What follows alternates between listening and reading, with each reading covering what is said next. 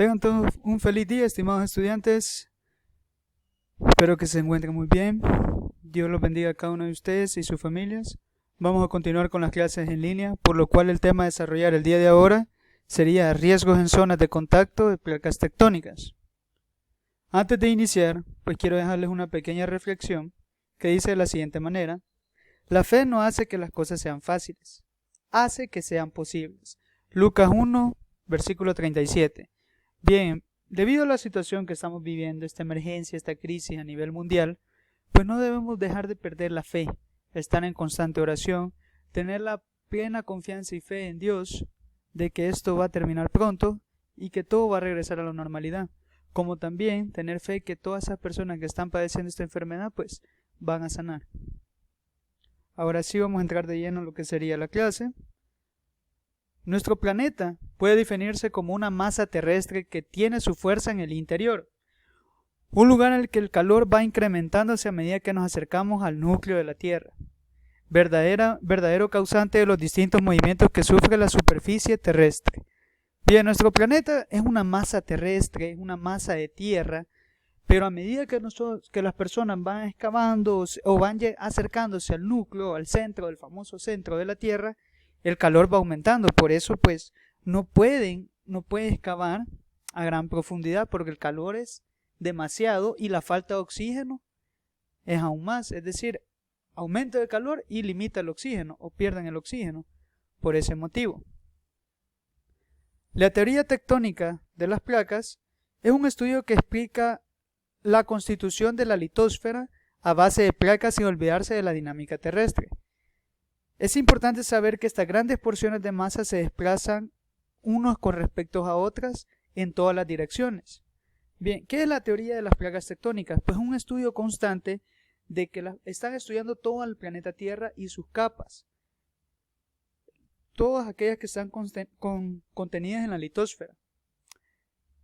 Los estudios demuestran que estas capas, estas placas se están moviendo o se están desplazando en diferentes movimientos, que ya los vimos: convergente, divergente y transformante.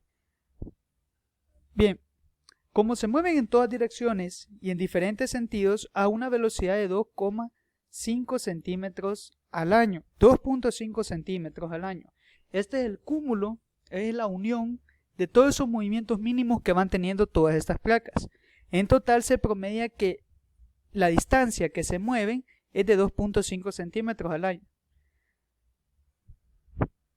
La formación de las placas tiene que ver con las corrientes del interior del manto acuífero, un lugar que se generó la litósfera hace millones de años. Pero hay que recordar que esta capa tiene otras muchas por debajo que se encuentran en constante movimiento. Aquí aparece una imagen de todo el mapa mundi, ¿verdad? Y aparecen las placas. Bien, no olvidemos que en el manto acuífero, pues abajo también hay tierra, ¿verdad? En el mar, y también ahí hay otras capas. Y recordemos los sismos por subducción, en la cual se originaba un declive y proporcionaba el movimiento a las placas tectónicas. Eso también es un movimiento.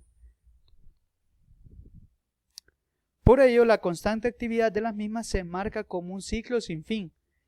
Este incesante vaivén sobre el que se sitúan las placas recibe el nombre de astenósfera, siendo la causa del movimiento de las mismas las corrientes que se producen en su interior.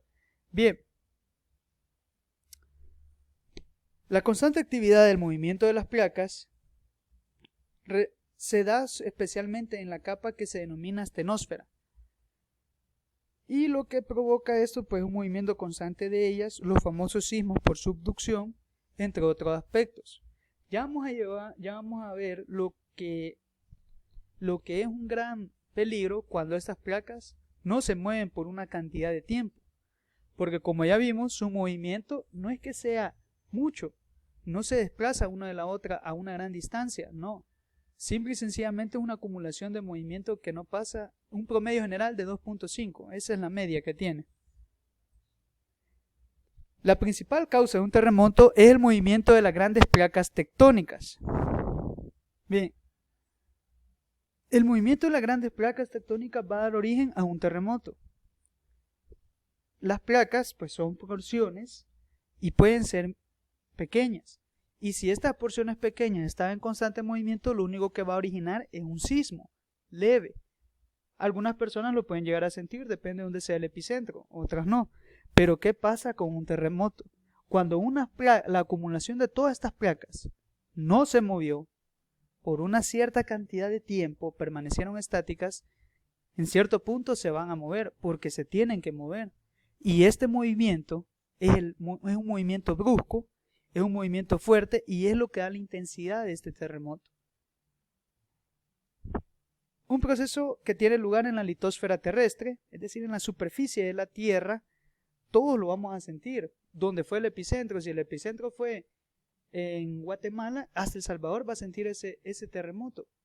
Claro, en Guatemala lo van a ver como un terremoto, pero en El Salvador lo vamos a ver con un sismo de mayor intensidad, de acuerdo a la distancia.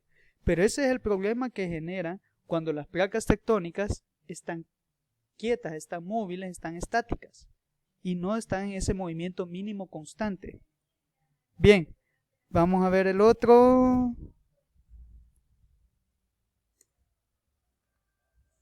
Bien, vamos a continuar. Los terremotos son la simple consecuencia del movimiento de estas placas en las zonas internas de nuestro planeta. Es decir, el último paso de un proceso que comienza en las profundidades.